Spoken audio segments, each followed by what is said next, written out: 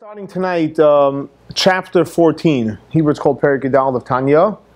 And as we point out every single week, that because it's Tanya, it's the foundation of mysticism, so every chapter happens to be a strong foundation in Hasidic philosophy. And this week, the author makes a revolutionary statement, an empowering statement, because we learned all about, the Tzadik, the righteous person, the Rasha, the Beinoni, and as we've been studying the last couple of weeks, the life of the Beinoni, it's a pretty high level. But as high as the level is, hi, welcome, come. As high as the level is, the author makes a statement in the opening of this week's chapter 14, Perez Gidal, and he says that the Beinoni, as described before, and we'll define the definition of Beinoni, every single person could be a Beinoni. That's right. Wow. So what that is doing is two things. First of all, it's telling you the bar is not too high. Everyone can reach it. But it's more important, it's empowering you that you could be a Beinoni. It's not like we're asking you, to climb the tallest mountain in the world, right? This is something which everyone could be on Beinoni. So in other words, but how can everyone be a Beinoni? So the author explains like this, because as we discussed before, what is a Beinoni? A Beinoni is somebody that in thought, speech, and action, he does everything that he's supposed to, and he doesn't do anything that he's not supposed to. In other words, like this. Let's start from the actions. We'll work our way up. In action-wise, he does all the mitzvot. 248 positive mitzvot. He does not transgress any of the 365 negative commandments. Now that's a pretty high level. But let's first define what it is, and then we'll see why the author says that everybody could be and should be at least a Beinoni. So the author is saying is that in action we can fulfill every one of the 248 commandments. And think about them. That means studying Torah always. That means loving God. That means being happy. That means fulfilling, kashrut, Shabbat, and so on. All commandments. You also said must be consistent and enthusiastic. Absolutely. How about that? Good, very good. And in the negative, the 365 negative commandments, you don't just transgress any. And he's saying, oh my gosh, how's that going to work? We'll soon see how the author says how it's very simple. In speech, you basically speak positively, kindly, sensitively, compassionately, etc. Zero anger, zero criticism, zero hatred, full of faith, and so on and so forth. Speech is first class.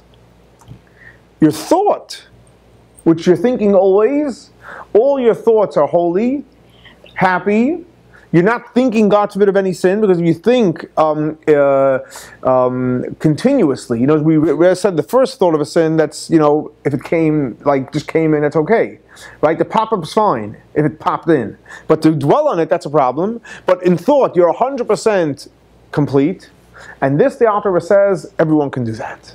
Now, it's if you think about it, let's be honest, to be able to fulfill all the commandments in thought, speech, and action, all 630 commandments, have a relationship with God constantly and consistently, the author says it's very simple. So he doesn't just put it out there and keep you hanging. He gives you very, very practical, and in a certain way very simple, literally not a hard way to do it, a very, very simple way to be able to be a Beinoni. And he says like this, and by way of introduction, the author says that there's something which is the fire behind any relationship. What's the fire behind any relationship? The fire behind any relationship is a four-letter word. What's the four-letter word? Love. Oh. And by the way, in Hebrew, it's also four letters, ahava. So the fire behind any relationship, now between husband and wife, parent and child, friends, associates, neighbors, for sure, obviously between us and God. What's the fire between any relationship? Is love. If the love is there, the relationship is to the roof. The greater the love is, the greater the relationship is. The greater you love somebody, you're going to want to do what they ask you to. You're going to do more than they ask you to, because the love is strong. So the Alter says that in love, he quantifies, and again, there's many, but for this conversation, he quantifies 3 levels of love. I'll tell you in Hebrew, and I'll translate the levels. One level is something which is called Ahava Misuteres. Ava means love. Misuteres means that it's hidden. What does that mean? That means that it's almost like, I don't know, in Florida, everyone basically has gas ranges. I mean, electric. In New York, everyone has gas, right? It has gas work. When you turn the gas on, the gas is there, but there's a little pilot that's burning. All you're doing is you're opening the valve higher, and the more gas comes in, and therefore you're able to have, a nice flame that you can cook, right? But when you shut off the gas, did you really shut it off? No, because the pilot's still burning. In other words, it's still called shut off, right? You still call it's on off. Someone says, hey, is it on off? Yeah, it's on off. It's not on off. Pilot's burning. So, in other words, what does that mean? Because in order for you to light the fire next time, if the pilot's not burning, you're not getting a fire. So that pilot is called, in an analogy, the Ahava Misuteres, that hidden love that we each have for God. That love doesn't go away. Just like the pilot doesn't go out, because the pilot goes out, now you're really in trouble. A, you're going to have gas smelling in the house, and you have to relight it, and so on and so forth. But the point is, that love does not go away. Each and every one of us have something which is called a hidden love for God. What does that mean practically? It means 2 things. Number one, it means obviously it's not a fiery love. It's not in flames. So that's fine. But it means that it's something which will never go out, and it doesn't go out. I think in Yiddish it's called a pintel yid, right? That little pintel yid, or the essence of the soul that's always there. So that level is called what? Ava Misuteres. We'll talk about the other 2, and we'll come back and talk about each one. What's the second level? It's called Ava, a love, Kirish Be'esh. Ava means love. Kirish Be'esh, like a big fire that's burning. So once you put the pilot on, the pilot's always on. Once you ignite the flame, all of a sudden, wow, you have a nice fire, and you can cook a pot of soup or a pot of pasta, whatever you're cooking, right? So what's Ava Kirish Be'esh? That's really when the love that you have, in our context, for God, is on fire. Like, where do you see that? Where would you see somebody's love is on fire? Passionate. But where do you see that? Where does it play out? Think about it.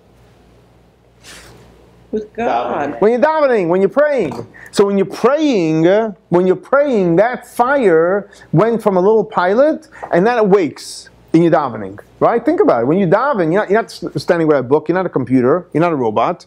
You get excited about davening. That's called, you went from Ava Misuteres into the Ava Kirish Be'esh. Now, what happens after davening? Shuts down. You go back to Ava Misuteres. Go back to daven, Ava Kirish Be'esh. In other words, it's a real fire, and that's why some people, I don't know if you notice, when they pray, they shuckle. You ever see why are they shaking? Because it's hot. So they're moving, because it's hot. Right?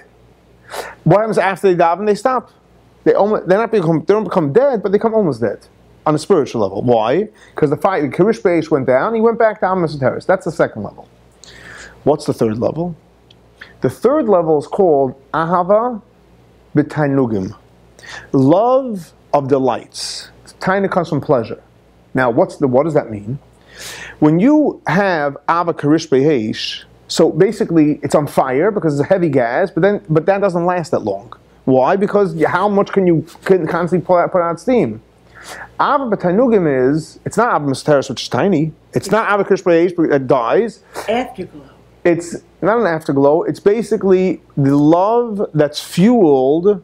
The love that's fueled by I don't use the word intense because it's not intense, but a heavy.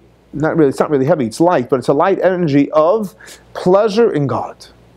So if you have this tremendous, passionate pleasure with God, you think about God, you feel God and everything, you're grateful from God. Like when you think about how grateful you are, that ignites Ava B'Tainugim, because wow, like you're very appreciative, you're very grateful. Hakaras Hatov, right? You recognize all the good things that God did for you. Now that, when you get to a level of Ava B'Tainugim, that doesn't go down. Because if you're grateful, it's like a mindset. Hearts go up and down. Mindset is even keel. So if you're able to basically really get that perspective and have that switch in your brain and realize, oh my gosh, look how grateful I am. I have everything I need. God takes care of everything I need. I have joy, I have happiness.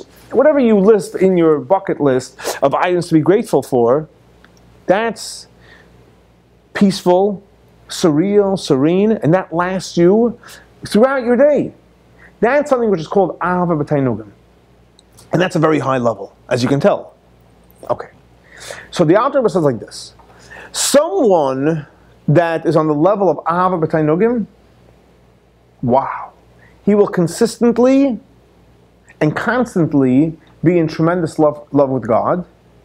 And because he's in love with God, he will automatically do all the mitzvot.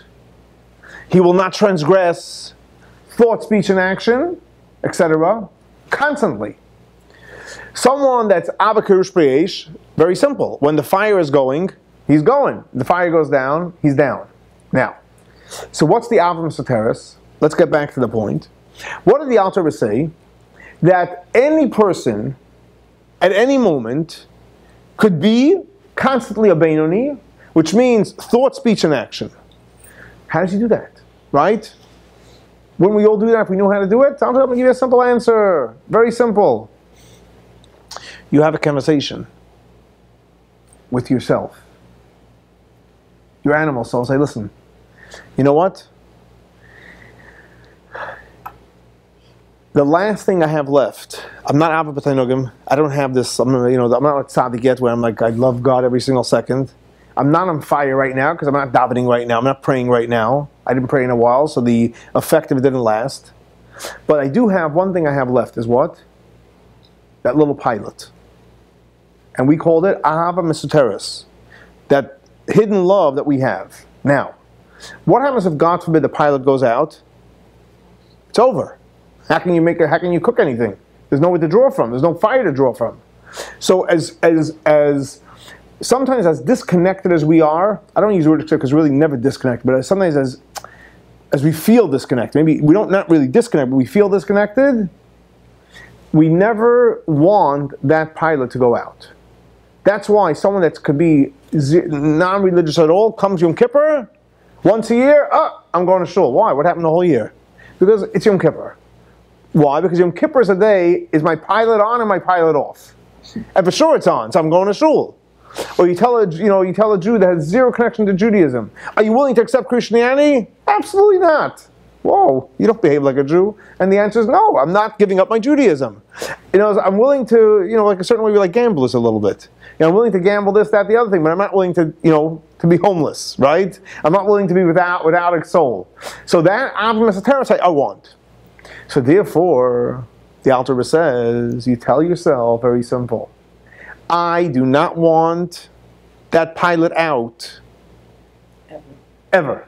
There you go. I never want that pilot out. Now, what happens when you do not do a mitzvah, or you do something counter to godliness in thought, speech, and action? What are you doing at that moment? We're not looking at the big picture. At that moment, you're putting out the pilot.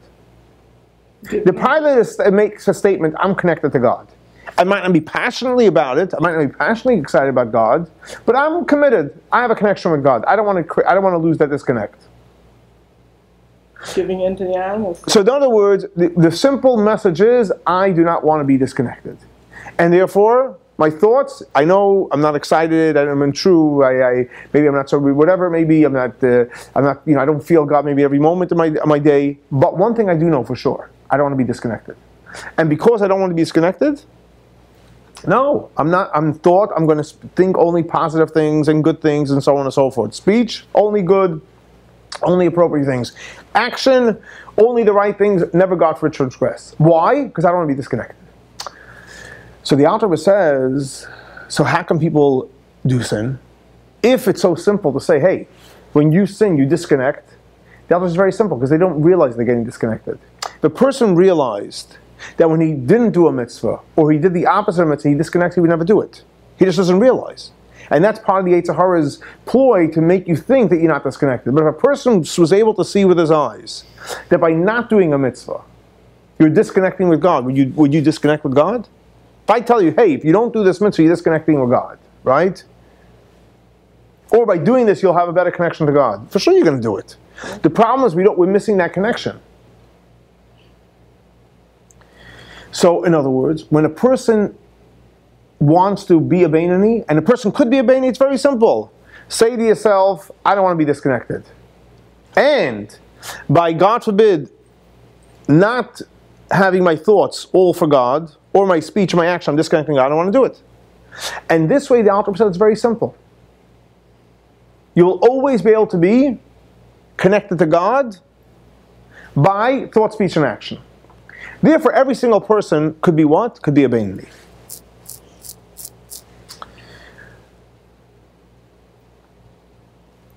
Now, that's great. So if that's the case, every person going to be a Beinoni. Why can't every person be a Tzadik? It's the same philosophy. Why can't every person be a Tzadik? So here the author says, and it's an interesting thing, he goes into explaining, we're going to jump now from Avram Esoteris is what? That keeps you at bay, at least thought, speech, and action. Right? So what's the difference between a Beinoni and a Tzadik? If you already came so far, thought, speech, and action, you're doing everything. So what's the disconnect between the Beinoni and the Tzadik? And here the author makes a very fine but an important distinction. He says like this, that a Tzadik is somebody that, what kind of love for God does he have? He has, we call it Ava B'Tanugim. It's a love of pleasure. He enjoys that love for God. Now, the Beinoni, where's his connection with God? Thought, speech, and action, which is basically, what's thought, speech, and action? What do we call thought, speech, and action in the world of Kabbalah? Garments. Garments. So in the Beinoni puts on a nice suit every day. Might not have taken a shower, but he puts on a nice suit, a nice shirt, and a nice tie, right? He might smell underneath. He didn't take a shower for a week. Still wearing a nice suit, nice shirt, and tie, right? Thought, speech, and action. I do all the mitzvot. I do everything. Why didn't he take a shower? He doesn't feel like he's dirty. I'm talking spiritually. In other words, what does that mean? The Beinoni is emotionally not inspired, but he knows he doesn't want to be disconnected. See, emotionally, the difference is that Beinoni is emotionally not inspired. He only has that little pilot. He doesn't have like the Tzadik where his heart is on fire for God, or his heart has this tremendous love, relationship with God that's a pleasure. His heart is dull. But thought, speech, and action, he's there 100%. A Tzadik, on the other hand, his heart is on fire. Besides the fact that thought, speech, and action, he does exactly like the Beinoni, the difference is his heart is every single moment singing and kvelling of the fact that he feels God in everything that he does, and he sees God, and he only wants a relationship with God. The Beinoni doesn't have that. So because the Beinoni doesn't have that, guess what? He's not a Tzadik. He's not a Tzadik. Now, comes along the Alter Rebbe, and the Alter Rebbe says, why can't he develop that? Why can't he develop that? Why can't he develop that? Huh? Are you born like a Tzadik? So it's interesting. It's interesting. Why can he buy that? Maybe they sell it like in Publix, you know? You think so? Huh? That would be nice, right? We would all buy it. But the Alter Rebbe says very simple. Because in order to develop Ava B'Tainugim, the highest level of love, it requires two qualities. Two qualities. One is, you have to have a love for God, but like not a love for God, again, that's from the hidden, or a love for fire. A love that's really, really an enjoyable love for God. You literally enjoy spending time with God. You really enjoy doing every single mitzvah. You really enjoy praying. You really enjoy meditating. In other words, if you're doing it and you don't enjoy it, it's great. Keep on doing it. At least you're in the Beinoni zone. I mean, listen, let's not drop. We're stopping at Beinoni. We're not going to the Russia world. So if you're doing it and you're not enjoying it, fine. Keep on doing it. I'm okay with you. It's not bad. Don't get me wrong. But the problem is you're lacking the joy. Because you're not enjoying it, you're a Beinoni right now. So the tzaddik has two things. One is he really, really enjoys, for example, Pesach is coming, right? You have to eat matzah. So there's two reasons why you can eat matzah. One is you can be, I'm a simple Jew. It says in the Torah, you have to eat matzah, no problem. I take the matzah, I make the blessing, I eat it. What was it? It tasted like matzah. That's all it was. No. A tzaddik is, oh my gosh, I am now having an opportunity to have this loving relationship with God through this cracker, right? Through this matzah that I'm eating that tastes like, I don't care what it tastes like, but I just know God wants me to eat it, and I love it. I'm literally, just like you eating, I don't know what you guys, say you guys really like a steak or a sushi or I don't know, some ice cream or a chocolate bar, right? And you're eating matzah that has zero taste. I mean, zero. I mean, if you think it has taste, obviously you're from a different world, right? So you sit, but the tzaddik is, oh my gosh, you don't know what this tastes like. This is food from God. Because the only reason I'm eating it is why? Because it tastes good? No. I'm eating it because God told me to. And because God told me to eat this matzah, guess what? It tastes delicious. Not delicious the way you're thinking of like a sugary taste. That's probably not good for you. But a delicious taste that's giving me a relationship with God. And take any mitzvah. Take, for example, you get up every single day, and if you're a man, let's say you put on tefillin. Let's say a woman, every week you light the Shabbos candles, right? You do it week in, week out, day in, day out. After a while, it becomes like, okay, it becomes a routine, and you like do it half asleep. You did it. No. A tzaddik, every time he does it, oh my gosh, I'm like one with God. It's like a relationship. It's just like you would be, just like let's say when you win the lottery, right? You're ecstatic. Every time a tzaddik puts on tefillin or kisses the mezuzah or eats kosher, he is the same way as the first time you won the lottery. Why? It's never routine. Never routine. Because he loves God, not in the level of love. He has pleasure. He has tremendous tainug from that. Now, what happens when you have that tremendous tainug? And here, think about this. So we said that tzaddik is two things. One is he has this tremendous pleasure with God. Oh my gosh, I'm eating the matzah. Second thing is, and this will show how strong your pleasure for God is, almost like a seesaw. What happens if you walk into your house, or let's say a synagogue on Passover, and all of a sudden you give a look, there's like a little piece of chametz on the floor. Someone left a piece of challah on the floor. So if you're a Rasha, okay, hey, here's breakfast, right? Okay, but if you're a Beinoni, okay, it's chametz, all right, right? It's not Pesach yet. If you're a Beinoni, okay, so it's chametz. We gotta. What's the technical law? Do we cover it up? Do we burn it? I mean, depending on what it is, whatever this halachic is, right? The tzaddik is repulsed by it. He can literally, and the stories of tzaddikim that they would get sick. To be able to see something which is forbidden, you have to realize, what is it? He doesn't look and he sees a challah. He sees a piece of challah on the floor. He sees something which God forbade for these 8 days. There's a week before and a week later, oh my gosh, it's challah for Shabbos, right? But during these 8 days, what he sees is something which really shouldn't exist. How does it exist? This is going against God's will. The challah, the fact that it's alive and in a Jewish home, right, that belongs to a Jew possibly, that's something which bothers him. So in other words, his pleasure for God is so great that anything which is not in line with God's will, he despises. And he literally... Does that affect you like that? Then you're a tzaddik. Thank you. Okay, so in other words, the tzaddik, there's two things with a tzaddik. One is he loves everything God loves. God loves it, he loves it. He enjoys it, he has pleasure from it. And B, anything which God doesn't love or doesn't want, he can't, not hate as hatred, it's like disgusting to him. It's like disgusting. For example, let me give you an example.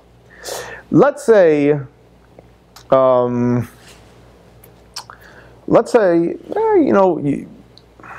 not so careful with cleanliness in your house, right? Whatever it looks like, right? Present company excluded, right? Your house is always topsy-turvy. It's not about fault, whatever the story is, right? And you invite to someone's house for dinner, and you get dressed up, or you take a shower, and you put on nice clothing, and you come to the person's house, and the person's house is a mess. Okay, so what? I came from a mess, I'm going to a mess, right? Not the end of the world. But what happens if you in your house is not a speck on the floor? It's clean from top to bottom. You spend hours personally. You get an enjoyment from having a clean house. Listen, godliness, cleanliness, apparently they go together, etc. And here you're invited to someone's house, and you take a shower, you get dressed, you put on nice clothing, and you come to the person's house, and the place is dirty, and it smells. You're repulsed by it. Why? Not because you're repulsed about that person. It's not about the other person. It's just that to you, cleanliness is so important, and if you're in a place which is really, really dirty and smelly, it bothers you a lot. Right? So it's the same way with a tzaddik. Because he loves God, and he gets pleasure when God is reality and God's respected, anything which is like disrespect to God, it bothers the tzaddik. Now, where does that all take place? In what world? In the head? No, in the heart. Literally, his heart is filled with a tremendous love for God, and he can't stand anything which is not godly. So someone, let's say, for example, makes fun of God and godliness and a religion and a ritual, it bothers him. Why? Because, what do you mean? Why don't you respect God? I mean, right? But that is something which the tzaddik basically has developed, either born that way, or developed in his heart. Now, the reality is, that's a tzaddik. A Beinoni, this level of Ava B'Tanugim and Moyes Bara, either you have love and you have pleasure in God and you despise evil, you either have that in your heart or you don't have it. So a tzaddik has it. Either he's born with it or he earned it. Or he got it a gift from God. The Beinoni doesn't have it. By definition, the Beinoni's heart, didn't snap yet, where he's in love with God and he has this tremendous pleasure for God. He's basically a foot soldier. Pretty good one. Thought, speech, and action. It's pretty intense. It's pretty good. That's great. It's actually great. It's not. It's nothing to laugh from. It's pretty scoring pretty high because that's in his power to do. In your heart, it's not in your power. Either, for example, if you're born with a high IQ and someone is born with a low IQ, it's not a competition. One was born with a better IQ, one was born with worse. Doesn't mean the one that has a lower IQ can't work on himself. Okay. So this is something that what? A tzaddik either was born with it or received it. Now, could a Beinoni be in that level? No. So therefore, we don't demand of him. But here comes Alter Rebbe and he says, hold on a second. We know when a person's born, before a person's born, they come to him and they say, my dear soul, you're leaving your mother's womb, in your mother's womb, right? You were in a neshama. The angel was teaching you Torah from morning to the night.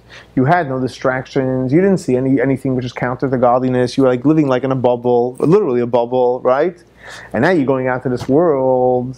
Yeah. Oh my gosh, you're in for a treat. You're going to see things which aren't necessarily holy, aren't godly.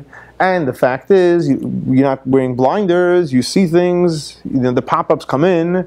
Now, so therefore, we're concerned that we want you to be successful. So before the soul comes into the world, the angel tells him, my dear friend, we're going to make you make a swear, a shvua, an oath.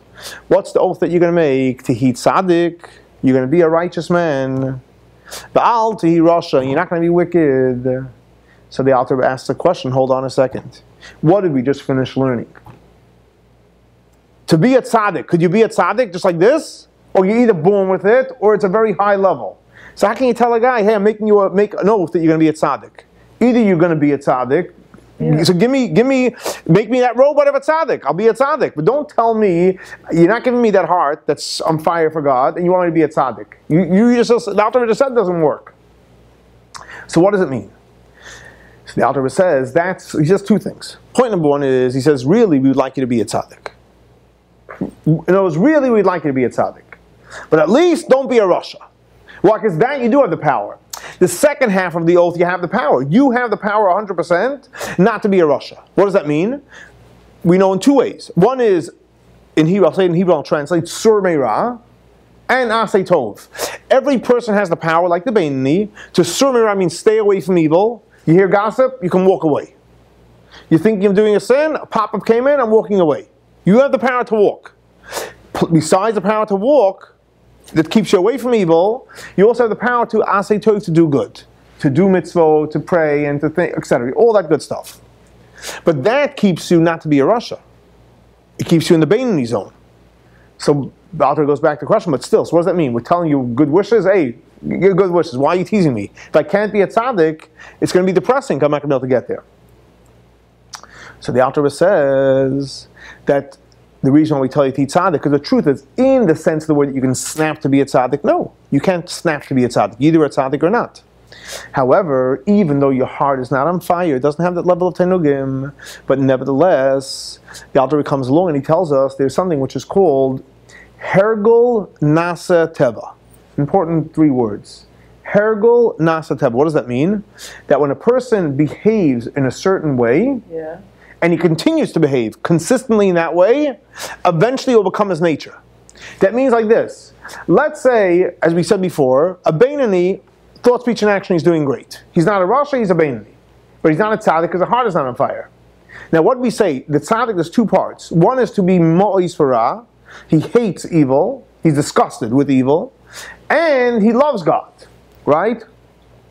So the Alter Rebbe says that because there's a concept which is called Hergel Nasa Teva, a person can train himself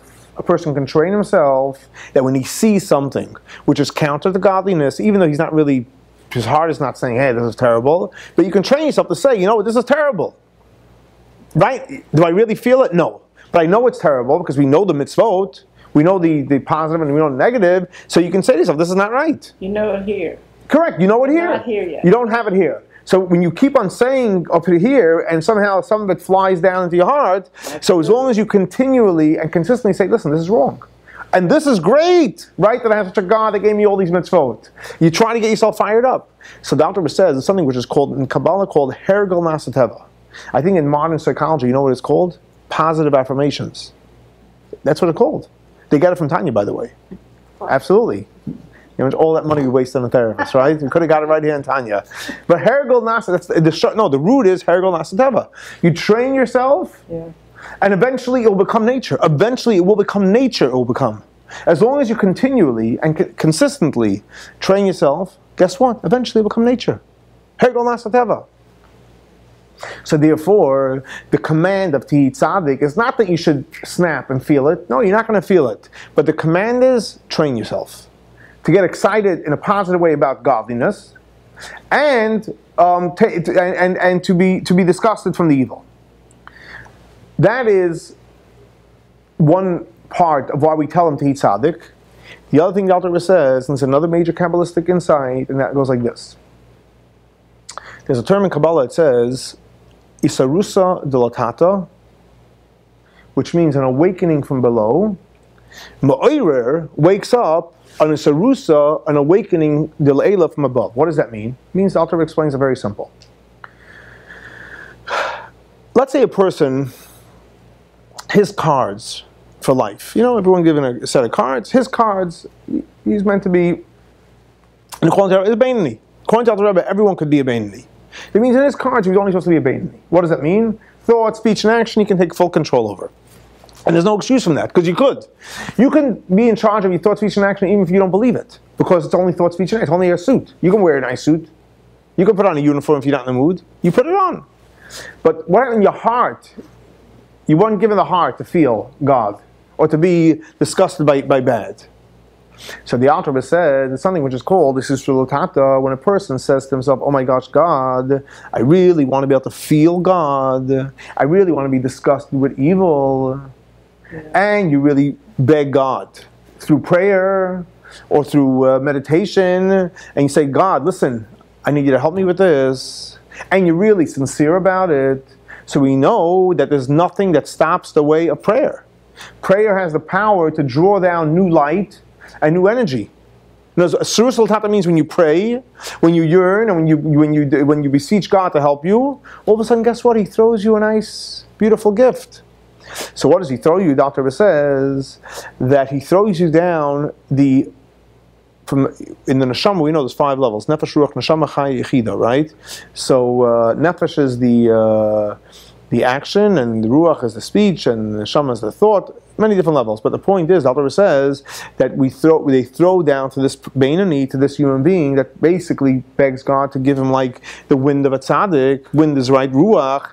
He draws down into his spiritual psyche the ruach of a tzaddik. So now within him, what did he just receive as a gift from above? The ruach, Energy. the neshama, right? The energy of a tzaddik. So now, even though he, to begin with, his cards he only had Beinoni cards. Guess what? They threw him a card, a free card, a tzaddik card, and now all of a sudden, because he really prayed for it, he got it. He got this extra card, and now his heart is going to be singing and dancing for what? For God. To have this pleasure with God and everything, and to be disgusted by something which is negative. And then he'll be able to have true joy, real joy with God. Could you imagine from the morning to the night, because everything from the morning to the night, even by night when you're sleeping, anything you're doing is really godly. If it's praying, Torah study, mitzvot. If you're working, you're really working in God's world, right? What are you doing that's not really God? So could you imagine if you can develop your heart to be like a tzaddik that literally feels the pleasure and the joy that God being with you from the morning to the night and then throughout the night as well? How are you going to feel? Oh my gosh. Wonderful. Wonderful. Beyond wonderful. Ecstatic. And you can have that. By what? Two ways. Hergel Nasateva. Just, be consistent about it. Train yourself to say it, even though you don't feel it yet. And pray to God. God should give it to you, and God will give it to you. So in other words, this chapter happens to be, I think, a very, very important chapter. First of all, it sets the tone, just to recap, that every single person could be a Beinoni. Thought, speech, and action. How? Very simple. Say, listen, I don't want to be disconnected. By God forbid, cutting any of the thought, speech, and action, I'm literally disconnecting from God. I don't want to do that. Also, it establishes the fact that, listen, the tzaddik is definitely a whole different level of a soul that the Beinoni doesn't have, because that's already in the heart. But by training ourselves and consistently wanting that love of pleasure with God and to have real joy for God and to be disgusted with evil, we're able to awaken a brand new energy to come down from heaven, and we can all receive a beautiful gift. The gift of what? Of a ruach of a tzaddik. And then what happens is, it's literally a different set of eyes. I mean, it's literally a different set of eyes. And the point Alter is making is, we can all achieve it and receive it. So why don't we go for it? Especially in honor of Pesach, right? The holiday of freedom. We have to break through whatever level we're at. What does freedom mean? Simply, whatever level you're at, because freedom is not the same for each person. Conceptually, it's all the same. But freeing yourself when you're at. But where I'm at and you're at, this one, everyone's in a different level. So we have to break through, in honor of Pesach, we have to break through some levels here, experience real freedom, allow ourselves to, obviously for sure with that, it shouldn't be a question, right? Thought, speech, and action, level of Beinoni, but Ishan, we should pray, and we should try to bring within us the ruach of a tzaddik, and we should have real love, and love that's based on pleasure and joy for God, and we'll experience real freedom.